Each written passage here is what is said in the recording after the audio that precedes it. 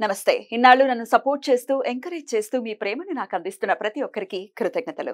అలాగే ఈ వీడియో కూడా ఖచ్చితంగా మీకు ఉపయోగపడుతుంది. లైక్, షేర్ అండ్ సబ్స్క్రైబ్ చేసి మీ సపోర్ట్‌ని నాకు అందించండి. అలాగే ఈ వీడియో పట్ల మీకున్న అభిప్రాయాన్ని కామెంట్ సెక్షన్‌లో కామెంట్ చేసి తెలియజేయండి. ఇప్పుడు వీడియోని చూద్దాం. నమస్తే, వెల్కమ్ టు అవర్ ఛానల్. నేను పద్మిని. ప్రస్తుతంతో పాటు ప్రముఖ ఆధ్యాత్మికవేత్త, ప్రముఖ న్యూమరాలజిస్ట్, లక్ష్మీ నరసింహస్వామి ఉపాసకురాలు శ్రీమతి స్రవంతి గారు ఉన్నారు. మాట్లాడదాం. నమస్తే అక్క. నమస్తే పద్మిని. అక్క, గృహప్రవేశం వీడియోకి సంబంధించి చాలా మంది కంగ్రాచులేషన్స్ చెప్తున్నారు. అందరికీ కూడా కృతజ్ఞతలు. మీరు సంతోషపడుతూ ఉన్నారు.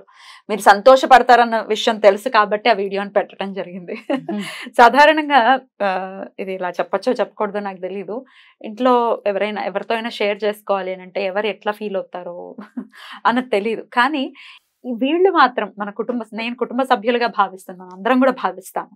మీరు ఖచ్చితంగా సంతోషపడతారు అని అనుకున్నాను. అలాగే సంతోషపడుతూ నన్ను బ్లెస్ చేస్తూ కంగ్రాట్స్ చెప్తూ thank you so very much. మీ ప్రేమ ఎప్పటికీ ఇలాగే ఉండాలని మనస్ఫూర్తిగా కోరుకుంటున్నాను. చాలా ఆనందం అనిపిస్తుంది. ఇప్పుడు కూడా చూస్తూ ఉన్నాను కమెంట్స్, అందరికీ నేనే రిప్లై కూడా ఇస్తూ ఉన్నాను. అయితే అందులో నేను అబ్జర్వ్ చేసింది ఏంటి అంటే, ఎక్కడుంది ఇంకా అడుగుతున్నారు, గానగాపురం ఎక్కడుంది అని కొంతమంది. 5 ఏళ్ల నుంచి మేము అనుకుంటున్నాం కానీ వెళ్ళలేకపోతున్నాం. ఖచ్చితంగా ఆయన అనుగ్రహం ఉండాలి కదా అక్కడికి రావాలంటే, అదొక క్వశ్చన్. అలాగే శిఖర దర్శనాన్ని చేస్తూ ఎలా దండం పెట్టుకోవాలి, కోరిక ఏదైనా, అది ఇంటికి సంబంధించి అసలు స్వామి ఏ కోరికైనా మనం కోరుకోవచ్చు కాబట్టి ఈ విషయాలన్నీ కూడా ఒక్కసారి క్లారిటీ ఇవ్వండి. ఎలా వెళ్ళాలో కూడా చెప్తాను. తప్పకుండా చెప్తాను. గానగాపురము గుల్బర్గా దగ్గర నుంచి, అంటే కర్ణాటక రాష్ట్రంలో గుల్బర్గా నుంచి ఇంకో గంటన్నర ప్రయాణం ఉంటుంది అనమాట. టోటల్ గా మనకి 5 గంటల్లో వెళ్ళిపోతాం మనం హైదరాబాద్ నుంచి. అలాగే మీరు బస్సు సౌకర్యం కూడా ఉంది, తప్పకుండా డైరెక్ట్ గానే గానగాపురానికి కూడా ఉన్నాయి. లేదంటే గుల్బర్గాలో దిగి కూడా వెళ్ళొచ్చు అనమాట. ట్రైన్ సదుపాయం కూడా గుల్బర్గా వరకు ఉంటుంది. అయితే ఎప్పుడైనా కూడా గానగాపురం వెళ్ళాలి అని అనుకుంటే గనక ముందు రోజు రాత్రి వెళ్ళిపోయి సాయంత్రం వెళ్ళిపోయి ఒక్కసారి దర్శనం చేసేసుకొని నిద్ర చేయాలి. నిద్ర చేసి తెల్లవారి పొద్దున సంగమానికి వెళ్ళిపోయి సంగమంలో స్నానం చేసేసి స్వామిని దర్శించుకోవాలన్నమాట. కాబట్టి అలా చేస్తే చాలా మంచిది. ఎలాంటి బాధలైనా కూడా తొలగిపోవడానికి అవకాశం ఉందన్నమాట. నిద్ర చేస్తే స్వామి కర్మని తీసేస్తారనమాట నిద్రలో కూడా.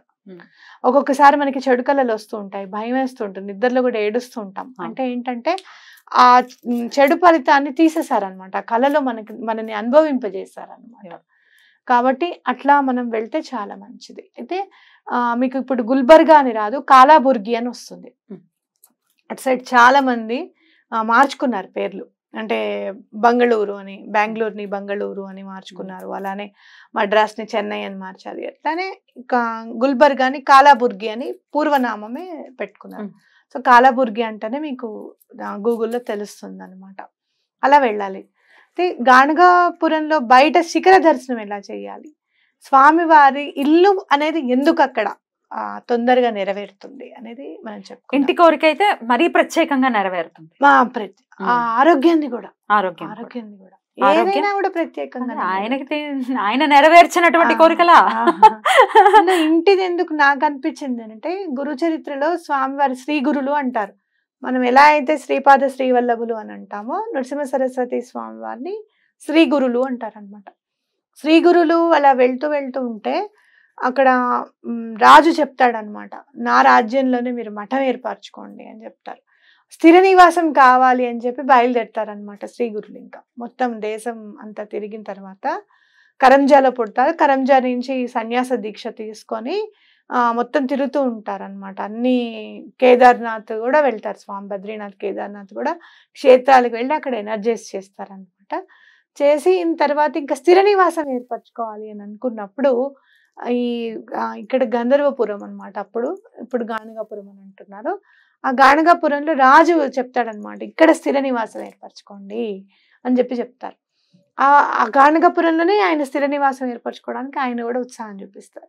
వచ్చినప్పుడు అక్కడ బ్రహ్మరాక్షసుడిని సైతం, అక్కడ బ్రహ్మరాక్షసుడికి ఆయన విముక్తి కలగజేస్తారనమాట. కలగజేసి అక్కడ ఆయన ఇల్లే కదా ఇంకా అక్కడ ఉండడం అన్నట్టు, అక్కడ ఆ శిఖరాన్ని చూసి దండం పెట్టుకొని మాకు ఇల్లు అయ్యేటట్టుగా చూడమని చెప్పి దండం పెట్టుకోవడం అనేది, పెట్టుకుంటే తప్పకుండా ఇల్లు కొనుక్కుంటాము అని చెప్పి ప్రతీతి అనమాట. కాబట్టి అలా బయట మీరు ఏంటంటే ఇటు అటు మీకు షాప్స్ ఉంటాయి, అన్ని అష్టగంధాలు అవన్నీ అమ్ముతూ ఉంటారు. స్వామికి కోవా అంటే చాలా ఇష్టం, అష్టగంధం అంటే చాలా ఇష్టం. మీరు కొని కూడా సమర్పించవచ్చు. ఒకటి కొనుక్కొని స్వామి దగ్గర పెట్టుకొని ఇంటికి తీసుకొచ్చి కూడా స్వామి వారికి మనం పెట్టుకోవచ్చు. కాబట్టి ఆ 2 షాప్స్ అటు ఇటు ఉండగా మెయిన్ ఎంట్రన్స్ ఉంటుంది గుడిది. మీరు అదే బయటకు వచ్చేటప్పుడేమో ఈ ఔదుంబర వృక్షం ఉంటుంది కదా, అందులోంచి బయటకు వచ్చేస్తారు.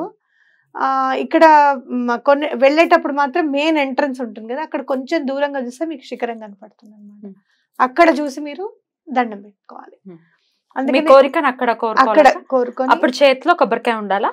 లేదు, 2 చేతులు మనస్ఫూర్తిగా శ్రీ గురులు అక్కడ కూర్చున్నారు అనుకోవాలి.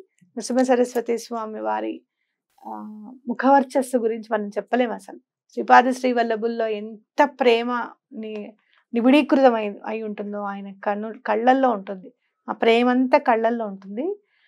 శ్రీ గురువులకి నవ్వులో ఉంటుంది. అవును, ఎంత అందంగా నిజంగా కూర్చున్నారా అనిపిస్తుంది ఆ మూర్తిని చూస్తుంటే. సో శిఖరం చూసి దండం పెట్టుకోవటమే.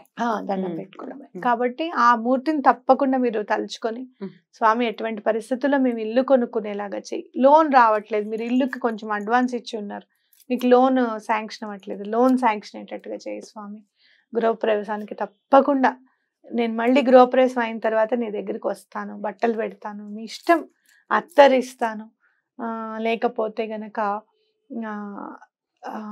మనని అత్తరు సీసా ఆడవాళ్ళన్నా కూడా నాకేం బాధ అనిపించలేదు. ఎందుకనంటే గాణగాపురంలో కూడా అత్తరు చాలా ఉపయోగిస్తారన్నమాట. అత్తరికి చాలా ప్రాముఖ్యత ఉంది, గురువుకి సంబంధించినవి కానీ పట్టించుకుంటారా మీరు? తప్పకుండా పట్టించుకోవాలి, ఎందుకంటే దాంట్లో కూడా మంచిని వెతకాలి. నా ఉద్దేశం అది. శ్రవంతి గారు. కాబట్టి అత్తరు ఇస్తానని చెప్పి దండం పెట్టుకోండి స్వామికి, అంత తొందరగా దగ్గరైపోతారు మీరు. సుగంధ ద్రవ్యాలు ఎలా అయితే స్వామికి సమర్పిస్తారో, సుగంధం ఎలా అయితే మీకు వ్యాపించుతుందో అలానే తొందరగా స్వామి కూడా మన ఇంట్లో ఉంటారనమాట. అందుకేనేమో పెద్దవాళ్ళు ధూపం వేయండి, జవ్వాది పౌడర్ వాడండి, లేకపోతే సాంబ్రాణి ధూపం వేయండి, అగరబత్తి పెట్టడము, పన్నీరు జల్లడము, ఇవన్నీ కూడా పువ్వులు సుగంధం సంబంధించిన మల్లెపూలు అవి స్వామికి సమర్పించడం. అందుకే అంత ఇదిగా మన జీవితంలో ఒక దైనందిన కార్యక్రమంగా పూజా కార్యక్రమంలో ఇది చేసి ఉండవచ్చు. తప్పకుండా మీరు ఆ పని చేయండి, ఎటువంటి పరిస్థితుల్లోనూ ఇల్లు కొనుక్కుంటారు. మరి అస్సలు వెళ్ళలేకపోతున్నాం అనుకుంటున్నాం కానీ వెళ్ళలేకపోతున్నాం, ఏం చెయ్యాలి అని అడిగితే సిద్ధమంగళ స్తోత్రం చదవండి. అలాగే నృసింహ సరస్వతి స్వామి వారి అష్టకం ఉంటుంది, అవన్నీ చదివేశామండి ఇంకా కూడా అవ్వట్లేదు అనుకుంటే 2 చేతులు ఎత్తి ఎదురుగుండా స్వామి నువ్వు ఉన్నావు, ఒక్కసారి గాణగాపురంలో అడుగు పెట్టనివయ్యా అని చెప్పండి. మీరు ఎవరితోనే కలిసి వెళ్ళాలనుకుంటున్నారా చెక్ చేసుకోండి. వాళ్ళకి అనుగ్రహం లేకపోతే కూడా మనం వెళ్ళలేం, అది కూడా గురువు దగ్గర చాలా ఉంటుంది అది. అలా మీరు సింగిల్ గా వెళ్ళడానికి ట్రై చేయండి. తర్వాత వాళ్ళకి చెప్పండి మనం కలిసి వెళ్దాము, ముందు మేము వెళ్ళిపోతున్నాము ఏమనుకోకండి అని చెప్పి బయలుదేరి వచ్చేసేయండి. లేకపోతే చెప్పని కూడా చెప్పక్కర్లేదు, వచ్చేసేయండి, అనుకోకుండా వెళ్ళిపోయాం మేము, మీరు కూడా అలానే వెళ్తారు, లేకపోతే మన ఇద్దరం కూడా కలిసి అలానే వెళ్తామేమో అని కూడా అనుకోండి. ఒక్కొక్కసారి అలా కూడా అవుతుంది, కలిసి వెళ్దాం అనుకుంటే కూడా కుదరదు. ఎక్కడ మిస్టేక్ చేస్తున్నాము అనేది ఒక్కసారి ఆలోచించండి. మన ఆలోచన విధానంలో ఏదన్నా ఉందా? నిజంగా శ్రీపాద శ్రీవల్లభులు వాళ్ళు పుట్టారా? నిజంగానే ఆయన చరిత్ర 2000 సంవత్సరంలో బయటపడిందా? మనకి ఇలాంటి డౌట్స్ చాలా ఉంటాయి. అవన్నీ కాదు స్వామి, మనస వాచ కర్మణ నిన్నే నమ్ముతున్నాను స్వామి అని చెప్పి అడుగు పెట్టండి. గాణగాపురంలో అడుగు పెడితే అసలు అన్ని బాధలు పోయినట్టే. ఇంకా నెల క్రితం అనుకుంటా మీరు తీసుకెళ్తాను అని మాట ఇచ్చారు, మరి వస్తారా అని మరి కమెంట్ సెక్షన్ లో తెలియజేయండి మీరు వచ్చేటట్టయితే అని అడిగాను. ఎంత మంది మెసేజ్ పెట్టారు, మేము వస్తాం తీసుకెళ్తున్నారా? తప్పకుండా ఎప్పుడు తీసుకెళ్తున్నారు ఇప్పుడే చెప్పండి. మేలో తీసుకెళ్తాను. ఇది బాగుంది. మేలోనా? ఎప్పుడు? మేలో డేట్ నేను చెప్తాను. మీ గురించే నేను ఏప్రిల్ 19, 20, 21 అక్కడ ఉన్నాను. నేను మే 22వ తారీఖు, మార్చి 22వ తారీఖు మా వారి పుట్టినరోజు అని చెప్పి వెళ్ళడం జరిగింది. మార్చి 22 వెళ్ళాను. అక్కడ గురుచరిత్ర చదువుతూ ఉన్నాను. ఒక 2 రోజుల్లోనే గురుచరిత్ర కంప్లీట్ చేశాను. చేస్తూ ఉంటే ఒక ఆయన వచ్చారు. ఒక ఆయన వచ్చి మీరు తెలుగువారా అమ్మ అని అడగడం. నా గురించి ఆయనకి ఏం తెలుసు, మీరు ఏప్రిల్ 21కి కూడా ఇక్కడ గాణగాపురంలో ఉండాలి అని చెప్పేసరికి అవాక్ అయిపోయాను. నా పుట్టినరోజు ఆ రోజు.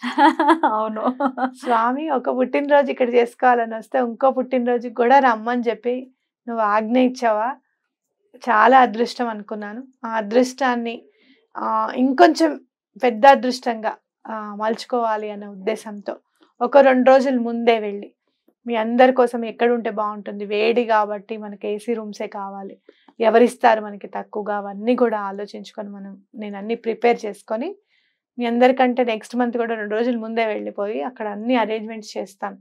మిమ్మల్ని తీసుకొని వెళ్తే అక్కడ నేను చేయించాల్సింది శివుడికి రుద్రాభిషేకం అంటే చాలా ఇష్టం అంట శ్రీ గురులకి. రుద్రాభిషేకం ఒకటి, దత్తాత్రేయ స్వామి వారి హోమం ఒకటి, అలాగే గురుచరిత్ర పారాయణ. నిజంగా స్వామి సంకల్పం ఉండి ఒక 52 మంది వచ్చారే అనుకో, అద్భుతం. 52 మంది ఒక్కసారి చదివేస్తే ఒక్కొక్క అధ్యాయం చదివితే చక్కగా గురుచరిత్ర కంప్లీట్ అయిపోతుంది, 1 గంటలో కంప్లీట్ అయిపోతుంది అనమాట. అలానే సిద్ధమంగళ స్తోత్రం పారాయణ. నాకు నిజంగా మనకి స్వామి గనుక అంత ఇస్తే గనక అనఘాష్టమి వ్రతం కూడా అక్కడ చేసుకోవాలి అన్న సంకల్పం ఉంది. తప్పకుండా నేను మిమ్మల్ని మేలో తీసుకుని వెళ్తాను. అద్భుతం, వెళ్దాం అందరం కలిసి. రైట్ అక్క, చాలా చాలా అద్భుతంగా వివరించారు. ఇంకా ఏమైనా డౌట్స్ ఉంటే కనుక ఖచ్చితంగా కామెంట్ సెక్షన్ లో తెలియజేయండి. Thank you so very much అక్క. నమస్తే. నమస్తే.